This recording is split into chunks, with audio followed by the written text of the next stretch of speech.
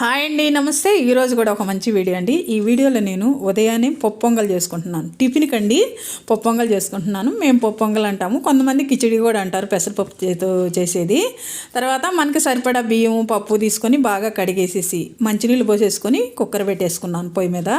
Cooker పెట్టిన తర్వాత దీంట్లోకి చట్నీ కానీ కారం కానీ బాగుంటుంది. లేకపోతే నేనైతే ఎర్రకారం చేసుకుంటున్నానండి. ఈ ఎర్రకారానికి ఎండుమిర్చి, కొంచెం చింతపండు, ఎల్లిపాయలు, ఉల్లిపాయలు, ఇంకా జీలకర్ర, ఉప్పు, టమాటాలు ఇవన్నీ కలిపి మిక్సీ పట్టేసుకోవాలి. కొంచెం ధనియాలు కూడా వేసుకుంటే చాలా బాగుంటుంది.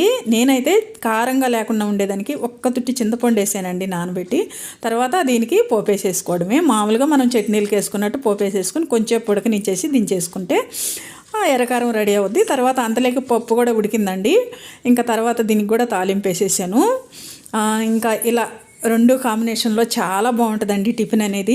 నాకు బాగా నచ్చద్ది, మీకు కూడా నచ్చద్ది అనుకుంటున్నాను. నచ్చితే లైక్ షేర్ చేయండి తప్పకుండా.